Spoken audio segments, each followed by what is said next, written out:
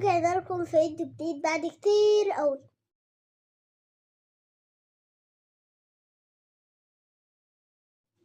السلام عليكم ورحمة الله وبركاته. أهلا وسهلا بحضراتكم حبايب قلب الأعزاء، يسعدنا ويشرفنا اشتراككم ودعمكم لنا في القناة ليصلكم كل ما هو جديد فضلا وليس أمرا. إلا أول مرة يشاهدنا، إحنا قناة ودي قلبي ودودي لأصحابها ودودي لأصحابها مودي ودودي. واللي أول مرة يشاهد قناتنا، بعد إذن حضراتكم اشتراك وتفعيل جرس لكي يصلكوا كل جديد، ولايك، تعليق محفز لقناة مودي قلب دودي، ودعاء حلو من قلوبكم لمودي قلب دودي. يلا بينا نشوف النهاردة الهدية اللي جاية لنا ايه.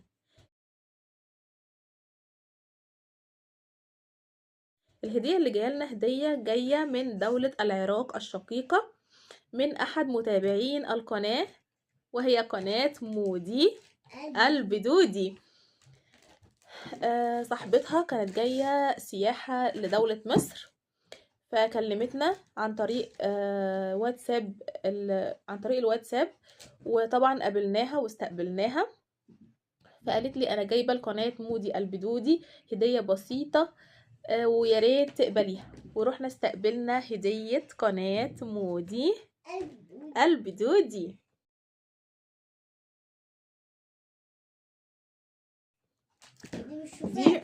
دي هدية اهي، مكتوب عليها من السما السليمانية الأصلي. ودي الهدية اللي جاية النهاردة لقناة مودي قلب دودي. طبعا هنا جبال العراق زي ما حضراتكم شايفين.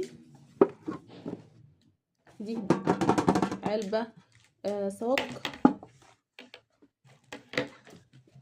دي عبارة عن حلويات جبال العراق اهي، لكن حلويات مش موجودة في مصر خالص، فقالت لازم مودي قلب دودي يدوقها. تمام، دي بقى مكوناتها. طبعا نشوفوا وده معمول الحاجات اللي فيها جوه. وده المنطقة اللي هي العنوان اللي جاي منه الهدية، وأرقام تليفوناتهم في مدينة العراق. حي ايه؟ شايف رقم؟ حي الوحدة، شارع الصناعة. اولا قبل ما نفتح الهدية، شكرا لحضرتك جدا جدا جدا، وطبعا اكيد وجودك في مصر لوحده هدية. واحنا طبعا فتحنا الهدية واكلنا منها، كانت مغلفة بورق استرتش راب كده. طبعا يا جماعة بصوا التصميم ازاي، في شكارة دقيق وحلويات. هلا دي عليها شكارة دقيق وحلويات، هي دي الحلويات. والحلويات دي جاية محاطة بكيلو من الدقيق الدقيق اللي هو دقيق. بس احنا فتحنا الهدية واخدنا الدقيق منها بصراحة عشان ما نبهدلش المكان. انا بصراحة عايزة اقولها لكم من جوه، واكلنا منها كتير كمان. ده نوع حلويات، ده نوع حلويات بالمكسرات من الداخل وبالهيل، طبعا مغذي جدا. شوفوا الدقيق اهو، بينزل من عليه كمان دقيق اهو امام حضراتكم، ده كله دقيق. وهي جامده، هي مكعبات جامده. استنى يا مودي، هي عباره عن مكعبات كده زي ما حضراتكم شايفين. المكعبات دي محاطه بالدقيق من الخارج علشان ما تلزقش، او للحفاظ عليها. نوع الفاكهه دي ايه انا مش عارف، نوع الحلوى دي انا مش عارفه اسمها ايه بصراحه، مش مكتوب. ايوه الدقيق ما بيخليش عجين يلزق وكده، انا عارفه. هو مكتوب النوع من السما، بس ما اعرفش، مش مكتوب حاجه خالص فيها اسمها ايه يعني لكن دي كلها هيل، يعني متصنعه من الهيل والمكسرات. يعني ايه هيل؟ اللي هو اللي احنا بنطبخ بيه، اللي هو اسمه ايه، الحبهان. بسم الله. طعمه ايه؟ طعمه ايه بقول لي؟ طعمه هيل، طعمه مكسرات ومكسرات فيه مكسرات اهي. مكسرات ايه كده؟ مكسرات. هتمسح بقي. امسح بقك، استنى جيب لي الشوك.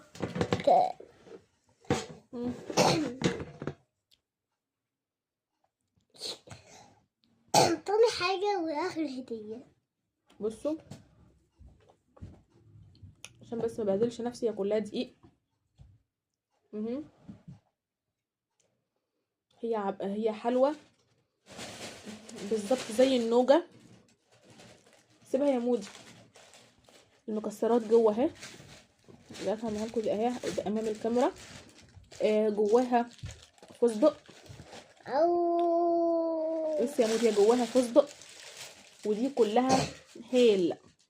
كلها هيل. انا مش كيفة الهيل قوي يعني، بس هي سكرها خفيف خالص وجواها فستق وهيل، بس هو ده صناعتها.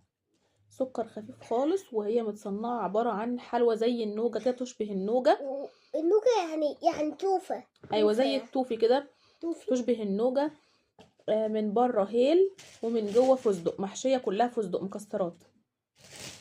وهتشوفوا يعني كده امام حضراتكم المكعبات اهي. ادعوا لي اخف بس. ادعوا بس المودي يخف يا ولاد. يا خلاص هتبوسه يا بنتي يا بسبوسه من بقك بس عشان تشوفوا قلبي لقمة قمر وعسل. يا خلاص قمر وعسل اهو. معلش بس بيبقى لازق في بعض. يبقى لازق في حسب بس ايدك ما إيه ده؟ توجعكش اهو. الكواتشة دي لازق في بعض اهو. خلوهم اهو شوفوا، دي مكسرات من الداخل. 2 لازقين في بعض 3 4 5 6. هي اللي يعرف اسمها ايه الحلوة دي يقول لي يا جماعة في الكومنتات. اسمها شوفان. بذر الشوفان، اسمه بذر الشوفان. اللي يعرف اسمها يقول لي في الكومنتات.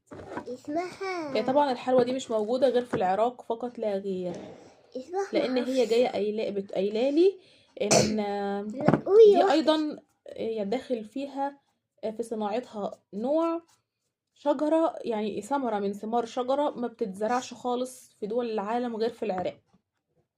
هي ايه مش عارفة، مش فاكرة اسمها ايه. بس اللي انا النكهة اللي طالعة منها جامدة قوي هي نكهة الهيل والمكسرات الاتنين في بعض. كده كده المكسرات واضحة والهيل واضح جدا، بس انا ماليش تقل في الهيل يعني، ما بحبوش قوي. انا ما بحبش يعني. فاولا ميرسي جدا، شكرا لحضرتك على الهديه. انتوا حبهان ما بحبش حبهان.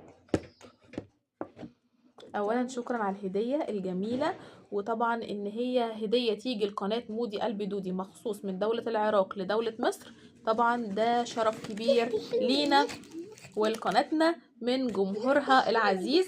شكرا لحضرتك وشكرا لمتابعتك وشكرا لحبك لمودي قلب دودي. ما بقولكوش كده ليكم اصلا. وطبعا دي كانت مليانه يا جماعه، كانت مغلفه بالدقيق وكان فيها اكتر، فيها كمان يعني احنا اكلنا منها حوالي 8 قطع كمان او 9 قطع. 300 قطعه كانت مغلفه للاخر بالدقيق. بس انا علشان اصور امام حضراتكم، استنى يا مودي، عشان اصور امام حضراتكم لازم كنت افرغ الدقيق ده كله منها لانها كانت للنهايه دقيق، ما ينفعش هبهدل الدنيا هنا بالدقيق. لسه بنزل منها دقيق اهو كمان، شوفوا اهو ده كده دقيق. فهي حلوه، لا عشان ما يقعش على السرير. حلوه مغلفه بالدقيق. اللي يعرف اسمها ايه يكتب لمودي قلب دودي في الكومنتات. جبل احد. عشان جبل احد لا. جبل احد ده جبل احد ده في السعوديه، لكن دي من العراق. والكعبه كمان دي من العراق. وفي حجر الاسود كمان. تاني حاجه بقول لك ده بس اما نقول لهم حلوه يا اختي، حلوه يا اختي، حلوه. فمن موقعنا هذا بنشكر صاحبة الهدية الجميلة العراقية. طبعا هي اكيد ما حبتش نقول اسمها، لكن شكرا لحضرتك، شكرا جزيلا. والهدية دي اغلى واقيم الهدايا اللي جات لنا، لانها كلها ذكاء، كلها تنمية ذكاء، كلها هيل ومكسرات، وكلها بتنمي ذكاء الطفل، وهي جايباها عشان خاطر عيون مودي قلب دودي. مودي قلب دودي. واحنا راجعين من اخذ الهديه طبعا جبت المودي بالونه صغنطوطه كده كيوته اتقوته. نعامه والله. هو اللي اختارها، قال انا عايز النعامه دي يا ماما. وهي رقبتها طويلة. بالظبط. بصوا. اقعد بقى يا مودي. في نهاية الفيديو نحب نشكر صاحبة الهدية الخاصة بقناة مودي قلب دودي. لخير وسعادة وراحة بال، وإلى اللقاء في فيديو آخر، والسلام عليكم ورحمة الله وبركاته. ما تنسوش اللي عارف اسم الحلوى يكتب لي في الكومنتات بعد إذن حضراتكم. باي باي.